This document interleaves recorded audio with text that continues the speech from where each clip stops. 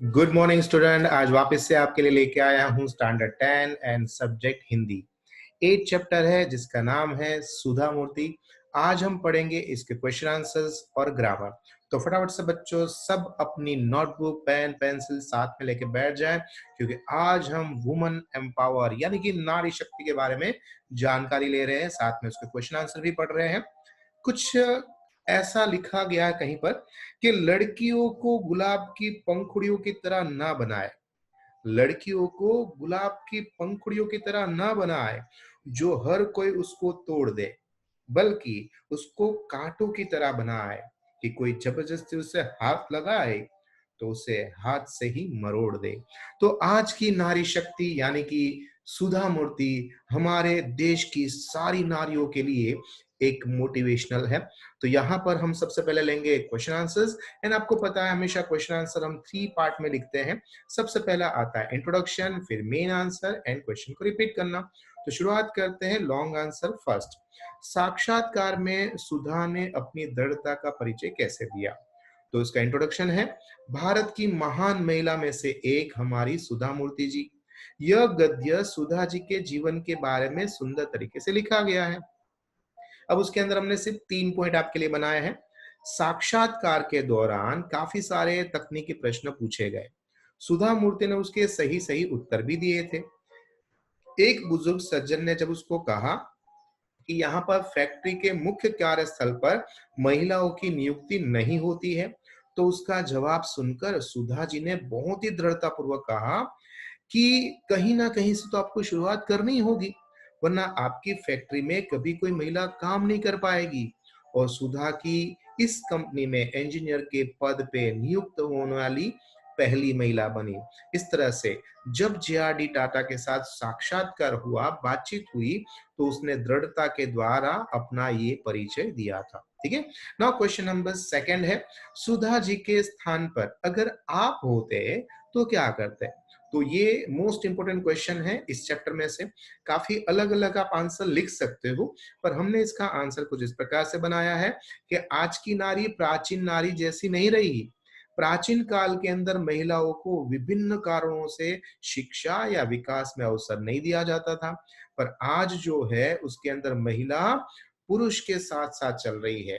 आज का जो समय है वो जरूरी पुरुष प्रधान का समय होगा, पर अब महिला कदम से कदम मिलाना सीख चुकी है। इसलिए लोगों की धारणा यह है कि महिला कुछ नहीं कर सकती है, ऐसा नहीं है। आज की महिला शिक्षा यानी एजुकेशन, तकनीकी मतलब टेक्नोलॉजी, राजनीति यानी पॉलिटिक्स, व्यवसाय यानी कि बिजनेस, विज्ञान यानी कि साइंस, हर क्षेत्र के अंदर आगे बढ़ रही है। पुरुष के साथ कंधे से कंधे मिलाकर कार्य कर रही है। वो अलग अलग ऑफिस यानी कि कार्यालय में नियुक्ति से लेकर शिक्षक यानी टीचर, साइंटिस्ट यानी वैज्ञानिक, व्यवस्थापिका यानी कि मैनेजर, इंजीनियर, नेता, सभी रूपों के अंदर अपना कार्य सिद्ध कर चुकी है। इसलिए सुधा मूर्ति के स्थान पर अगर मैं होता तो किसी महिला संगठन के पास जाता और चैनल के द्वारा इसके ऊपर डिबेट्स आयोजित करवाता, ताकि देश के सभी शिक्षक युवकों को इसके बारे में पता चले और ये जो भेदभाव इसकी जानकारी पता चले। इस प्रकार से जो नियुक्ताएं है यानी जो ऐसा कार्य करने वाले लोग हैं उसकी आंखें खुल जाए। ठीक है। नाउ क्वेश्चन नंबर 3, सुधा मूर्ति महिलाओं के लिए किस प्रकार से प्रेरणा मूर्ति बनी? तो इंट्रोडक्शन लिखने के बाद हम क्या लिखेंगे? तो सुधा मूर्ति के अंदर काफी सारे पॉइंट्स है, जैसे कि नंबर 1 एक तो साहसी और दृढ़ संकल्प वाली महिला थी। नंबर 2 एक अच्छे समाज का विकास करने वाली और समाज सुधारक थी। नंबर 3 वो हमेशा अन्याय को सहन नहीं करती थी, बल्कि उसका सामना करती थी, क्योंकि टेल्को यानी कि टाटा के अंदर इंजीनियरों की आवश्यकता के विज्ञापन में जब महिलाओं के लिए आवेदन न करने का वाक्य लिखा, तो उसके खिलाफ उसने आवाज उठाई और टेल्को में इंजीनियरिंग पद के ऊपर अपॉइंट होने वाली ये पहली महिला बन चुकी। उसके बाद आता है चौथा, दैट इज वो अपने पति देव जी जिसका नाम था नारायण मूर्ति जी, उसके साथ उसने इन्फोसिस जिसने इतनी बड़ी कंपनी की स्थापना की। और स्थापना करने के बाद बहुत सारे जब पैसे आए तो उसमें देश, दुनिया और समाज के लिए सहायता का कार्य किया। स्कूल खुलवाई, उसकी इमारत बनवाई और कितने सारे कार्य उसने किए। इसके अलावा अस्पताल में चिकित्सा के उपकरण यानी कि बहुत सारे मेडिकल के ट्रीटमेंट की जो मशीनरीज होती है वो उपलब्ध करवाई। बहुत सारे शहरों के अंदर चिकित्सा की सहायता दी और राहत के कार्य करवाए। बहुत सारे समाज के प्रश्नोत्तर डिबेट्स के द्वारा प्रश्नों के जवाब भी दिए। इन्फोसिस के फाउंडर चेयरपर्सन के नाते उसने बहुत सारा समाज का विकास किया, साथ में लेखन कार्य, समाज सुधारने का कार्य, शिक्षा, चिकित्सा, गरीबों ने उसकी ये सारे कार्य के लिए उसको अनेक पुरस्कार से सम्मानित किया। इस प्रकार से महिलाओं के लिए ये सही में एक प्रेरणा मूर्ति है। अगर ये 8 पॉइंट अगर आपको आते हैं तो आप इजीली इस आंसर को ब्रीफली लिख सकते हो। ठीक है, याद रखेंगे जो मेन वर्ड है उसके अंदर कोई भी स्पेलिंग मिस्टेक्स नहीं होनी चाहिए ना। उसके बाद हम दे रहे हैं आपको 8 टू लाइन आंसर है। ठीक है, तो नंबर 1 है टेल्को के विज्ञापन में चौंकाने वाली क्या बात थी।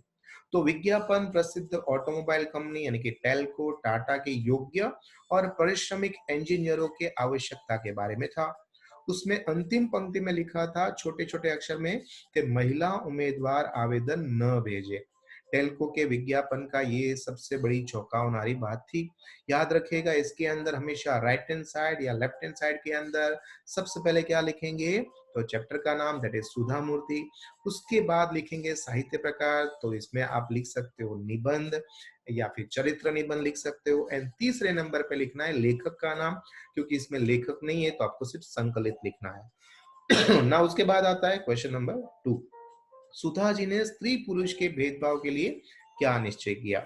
सुधा जी ने विज्ञापन के छोटे से अक्षर में महिला उम्मीदवार का आवेदन न भेजे इस वाक्य को पढ़ा तो इसे इस बात को हजम नहीं हुई, पची नहीं। उन्होंने निश्चय किया कि वो टेल्को कंपनी के जो सर्वोच्च पदाधिकारी होंगे उसको सूचित करेगी और इस कंपनी का अन्याय का सामना करेगी। ठीक है, क्वेश्चन नंबर 3। सुधा और नारायण मूर्ति जी ने इन्फोसिस फाउंडेशन के द्वारा क्या क्या कार्य किए। तो बहुत सारे कार्य है इसमें, अलग अलग 8 कार्य बताए गए हैं। जैसे सामाजिक विकास किया, समाज का सुधार किया, राहत के कार्य किए। नंबर 1, सरकारी स्कूलों के अंदर एक एक कंप्यूटर और लाइब्रेरी की योजना दी। नंबर 2, नंबर 3 के अंदर अनेक अस्पताल में चिकित्सा के उपकरण दिए। और नंबर 4 में आएगा अनेक शहरों में चिकित्सा की सहायता के साथ साथ राहत के कार्य भी करवाए। गांव के अंदर कंप्यूटर वितरण किया और स्कूल की इमारत भी बनवाई। और जितने भी अच्छे स्टूडेंट थे उसको छात्रवृत्ति यानी कि स्कॉलरशिप भी प्रदान की। तो आप 5 पॉइंट के द्वारा इसको बहुत ही इजीली 2 मार्क्स स्कोर कर सकते हो। ठीक है, नाउ नेक्स्ट है क्वेश्चन नंबर 4। कर्नाटक सरकार ने अन्य संस्था के द्वारा सुधा जी को कौन कौन से पुरस्कार से सम्मानित किया। तो नंबर 1 सबसे पहले आएगा दैट इज कर्नाटक राज्योत्सव पुरस्कार। नंबर 2 ओजस्वी पुरस्कार। नंबर 3 मिलेनियम महिला शिरोमणि। Number 4 woman of the year FM radio के द्वारा दिया गया। And number 5 Rajlakshmi award. तो ये 5 अवार्ड से कर्नाटक सरकार ने हमारी महान महिला सुधा मूर्ति को सम्मानित किया था। क्वेश्चन नंबर 5 है विज्ञापन की अंतिम पंक्ति पढ़कर सुधा जी ने मन में क्या विचार आए। उसको लगा कि यह स्त्री पुरुष के बीच में असमानता की बात हो रही है, जबकि स्त्री उतना ही काम करती है जितना पुरुष, भले वो घर में कर रही हो और पुरुष बाहर कर रहे हो। ये भेदभाव उसको सहन करने की बात नहीं है, इसका डटकर हमें विरोध करना चाहिए। क्वेश्चन नंबर 6 वृद्ध सज्जन के साथ साक्षात्कार के समय स्नेहमयी वाणी में सुधा जी ने क्या कहा। तो स्नेहमयी वाणी में सुधा जी ने कहा कि ये एक मेधावी लड़की है और इसको अनुसंधानशाला में जाकर कार्य करना चाहिए। ठीक है ना, उसके बाद 7 क्वेश्चन है इन्फोसिस फाउंडेशन में कर्नाटक के सरकारी स्कूलों के लिए क्या क्या किया। तो हर एक सरकारी स्कूलों के अंदर एक एक कंप्यूटर की योजना दी और उसको कार्यरूप भी करवाया। एंड क्वेश्चन नंबर 8 बहुत इजी है, सुधा मूर्ति जी ने महिलाओं की सफलता के लिए क्या कह उठी। तो उसने कहा कि उसका मार्ग, आज की जो महिला है उसका मार्ग जरूर कठिन है, परंतु आपको उसके पर चलना चाहिए। मैं चाहूंगा कि ये जितने भी लोग मेरा वीडियो देख रहे हैं उसमें लड़का हो या लड़की हो, एक बात याद रखे, पढ़ाई करना बहुत जरूरी है। ये मत सोचो कि पढ़ाई करने से क्या मिलेगा, पास या fail is just a number. है ना? पर जीवन के अंदर पढ़ाई हमेशा काम आती है। जहाँ तक हो सके पढ़ते रहो, लड़कियाँ खास पढ़े एंड लड़के हमेशा अपनी बहनें, अपनी माता और आने वाले समय के अंदर पत्नियाँ उसको भी ज़रूर पढ़ाएँगे। क्यों? क्योंकि पढ़ाओगे तो कहीं न कहीं आपको भी अच्छे संस्कार, अच्छे माहौल में रहने का मिलेगा। तो ये बात हमेशा याद रखिए कि महिला बहुत ही पूजनीय होती है।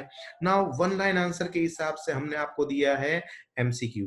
तो फटाफट से आपके पास पेन और पेंसिल होनी चाहिए और यहाँ पर जो क्वेश्चन आंसर्स है उसके राइट आंसर के लिए आपको क्या करना है 1 टू 13 नंबर्स डाल देना है, ठीक है? और उसके बाद आपको अगर लग रहा है ए राइट आंसर है तो शिरोष, बी राइट आंसर है तो गुलमोहर, सी राइट आंसर है तो केवड़ा एंड डी राइट आंसर है तो गुलाब। ये आप लिखिएगा, ठीक है? इतना तो लिखिएगा क्योंकि इतना लिखने से भी आपकी थोड़ी बहुत हिंदी एंड उसके स्पेलिंग के ऊपर थोड़ा फोकस होगा, ठीक है? तो वर्ड इतना मत लिखिएगा, 1 नंबर करके सिर्फ ए लिख दिया, बी लिख दिया, ऐसा मत करिएगा। आप आलसी नहीं हो मुझे पता है, पर आलस होती है तो प्लीज उसको थोड़ा दूर करिए एंड राइट आंसर ए के साथ उसका वर्ड भी जरूर लिखिएगा। ओके, नाउ जैसे ही आपका ये तैयार हो जाता है बीच में अब आपको कर देना है स्टॉप। अब मैं आपको इसका आंसर दे रहा हूं, ठीक है? तो ये रहे इसके राइट आंसर। तो यहाँ पर इसके 13 राइट आंसर्स आपको दे रखे हैं। आप उसको चेक करें एंड फटाफट से अपने आप को मार्क्स दे। देखो ये भी एक तरीका है यूट्यूब के द्वारा पढ़ने का। तो काफी सारे बच्चे बोल रहे थे कि सर हमें भी पढ़ाओ, हमें भी आपके ट्यूशन क्लास में ज्वाइन होना है। तो बताओ अब जरूरत पड़ी नहीं ना? तो देखो ऐसे भी हम पढ़ सकते हैं एंड मजा भी आ रहा है। नाउ नेक्स्ट आगे बढ़ते हैं ग्रामर सेशन में। यहाँ पर है संधि। गलत संधि कौन सी है फाइंड आउट करो 1 एंड 2। और इधर की साइड में है संधि का विग्रह करना। कौन सी संधि विग्रह सही है, यहाँ पर गलत है, इधर सही है। आपको इसमें से गलत ढूंढनी है, इसके अंदर सही ढूंढनी है और 1 टू 5 नंबर्स देना है। हेडिंग लगाओ ग्रामर पार्ट व्याकरण 1 टू 5 नंबर्स एंड यहाँ पर आपको करना है stop. Okay, now right answer दे रहा हूं आपको। ये रहे राइट आंसर। सी स्नातकोत्तर, बी उद्योग, सी सज्जन, ए पुस्तकालय एंड ए इज अनेक, ठीक है? तो वापस से बोल रहा हूँ, फर्स्ट में आएगा सी, सेकंड में आएगा बी, थर्ड में आएगा सी, फोर्थ में आएगा ए एंड फिफ्थ में आएगा ए। ओके, मार्क्स लिखते रहिए कितने आए। उसके बाद है आपके सामने समास। ये जो समास है यानी कि ये वर्ड है उसके अंदर से इसमें से कौन सा राइट आंसर हो सकता है और ये जो वर्ड दिया गया है इसमें से कौन सा राइट आंसर हो सकता है। 5 इधर है, 7 इधर है। चेक करना है, टोटल बनेंगे समास का हेडिंग एंड मार्क्स बनेंगे 12। तो 1 टू 12 नंबर डालना है एंड फिर वीडियो को करना है स्टॉप। और फिर आपको आंसर मिल रहे हैं ये। तो आंसर आ चुके हैं, फर्स्ट में है बी, सेकंड में है ए, थर्ड में है सी, फोर्थ में ए, बी है फिफ्थ में। ओके, नाउ इधर की साइड के अंदर अगर आपने कंटिन्यू नंबर दिया है तो 6 जो है उसके अंदर है ए, सेवेंथ के अंदर है बी, एट्थ के अंदर है डी, नाइन्थ के अंदर है ए, 10th के अंदर है कौन सा है तत्पुरुष समास यानी कि बी और 11th के अंदर है सी और 12th के अंदर है कर्मधारय समास ए। ओके, 12 में कितने मार्क्स आए बाजू में जरूर लिखो कि कितने मार्क्स आपके आ रहे हैं। जरूरी ये नहीं है कि 12 आउट ऑफ 12 आए, जरूरी ये है कि कितना आया और कितना बाकी रहा है वो समझे, ठीक है ना? उसके बाद है शब्द समूह। बहुत ही इजी आंसर्स है उसके। तो आपके पास वापस से हेडिंग लगा देना है शब्द समूह करके एंड 1 टू 12 नंबर्स दे देंगे। पराया देश को क्या बोलेंगे, चुनाव के लिए खड़ा किया गया इंसान को क्या बोला जाएगा, कुछ जात जताने बताने की क्रिया। आगे है आमने सामने की मुलाकात, अधिक उम्र वाला व्यक्ति, पुस्तक खिलाने लिखने वाला व्यक्ति, रोग निवारण का उपाय, इच्छा रखने वाला, विद्यार्थी की विद्याभ्यास में सहायता मिलने वाला धन, साथ में पढ़ने वाला और अच्छा चरित्र का व्यक्ति। राइट आंसर आपको एबीसीडी के हिसाब से लिखना है और अब करना है स्टॉप। ओके, राइट आंसर जा रहे हैं 1 टू 12 का जा रहा है। फर्स्ट में आएगा C, second is a C, third is a B, fourth is a A, fifth is a D, sixth is a B, seventh is a D, eighth is a A, ninth is a A, tenth is a B, eleventh is a C and twelfth is a C. 12 में से right answer आपको check करना है, बताना है कितने marks आए। इसके बाद आपके सामने आता है कर्तुवाचक यानी कृतवाचक संज्ञा। विज्ञान का कार्य करने वाले को क्या बोलेंगे? इच्छा रखने वाले को क्या? परीक्षा देने वाले को क्या? शिक्षा देने वाले को क्या? आवेदन का कार्य करने वाले को क्या कहेंगे और चिकित्सा करने वाले को क्या कहेंगे? राइट आंसर 1 टू 6 कृतवाचक संज्ञा का हेडिंग लगाओ। एंड इसके बाद है ऑपोजिट वर्ड। आवश्यक का ऑपोजिट क्या है? सौभाग्य का ऑपोजिट क्या है? उपस्थित का, सज्जन, अपना, उच्च और अधिकतम। टोटल हो जाते हैं 13 मार्क्स। देखते हैं कितने आते हैं। तो अब करना है स्टॉप। ओके, स्टॉप हो गया। ओके, आंसर है ये। फर्स्ट में आएगा डी वैज्ञानिक, सेकंड में आएगा इच्छुक बी, थर्ड में आएगा डी परीक्षार्थी, फोर्थ में आएगा ए शिक्षक, फिफ्थ में आएगा सी आवेदक, सिक्स में आएगा डी चिकित्सक। इधर विलोम शब्द के अंदर फर्स्ट में आएगा अनावश्यक ए, सेकंड में आएगा बी दुर्भाग्य, थर्ड में आएगा डी अनुपस्थित, फोर्थ में आएगा बी दुर्जन, फिफ्थ में आएगा सी पराया, सिक्स में आएगा सी निम्न और सेवेंथ में आएगा बी न्यूनतम। ओके, नाउ इसके बाद है भाववाचक संज्ञा। मुहावरे का सही अर्थ बताओ एंड अर्थ के अनुसार कहावत बताइए। तो ये बहुत ही इजी है, चलो फटाफट से 1 टू 6 नंबर, इधर 1 टू 3 नंबर डाल देना है और इसके अंदर एक ही है तो इसके अंदर हम एक साथ ले लेंगे। टोटल 6 प्लस 4 10 काउंट करना है, ठीक है। तो अब करना है आपको स्टॉप। ओके, देखते हैं कितना राइट आंसर बनता है। फर्स्ट के अंदर है बड़प्पन यानी सी, फिर सेकंड में है डी लाली, थर्ड में है समाप्ति बी, फिर फोर्थ में है प्रसिद्धि सी, फिफ्थ में है बी योग्यता, सिक्स्थ में है ए प्रमुखता। मुहावरे का सही अर्थ है बी बात गले न उतरना, सेकंड फुला न समाना अत्यंत प्रसन्न होना, बस की बात न होना उसका आंसर है असमर्थ होना। एंड अर्थ को अनुसार कहावत लिखना है, इसमें तेजी से उन्नति करने का राइट आंसर है नो नगद नो तेरा उधार। ओके, ना उसके बाद क्या आ रहा है देखते हैं ग्रामर पार्ट के अंदर, दैट इज पर्यायवाची के शब्द बताइए। तो बस दो ही है और यहाँ पर 6 है, टोटल बन जाते हैं 8। 1 टू 8 नंबर्स डाल देना है और यहाँ पर करना है आपको स्टॉप। ओके, स्टॉप कर दिया। चलो शुरू करते हैं इसके राइट आंसर ढूंढने का।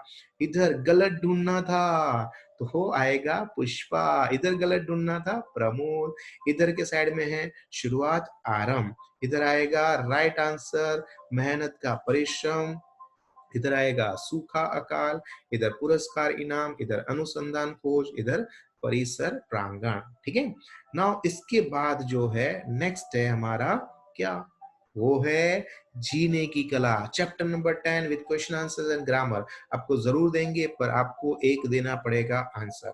एक ऐसा शहर है हमारे भारत देश में जहां पर एक हिंदू का मंदिर है, दो शहर है जहां पर वर्ल्ड के अंदर Vatican City and Mecca Medina, इन दोनों के अंदर जितने फॉलोअर्स यानी कि जो धार्मिक लोग जाते हैं उससे यानी कि इन दोनों को डबल कर देंगे, उससे ज्यादा इन दोनों मंदिरों में जाते हैं। उसका नाम अगर आपको आता है तो जरूर नीचे कमेंट्स बॉक्स में लिखिएगा और अगर आपको वीडियो अच्छा लगे तो नीचे मुझे बताएगा कितना अच्छा लगा, बुरा लगा तो भी बताएगा, अच्छा लगा तो शेयर करना तो बनता ही है।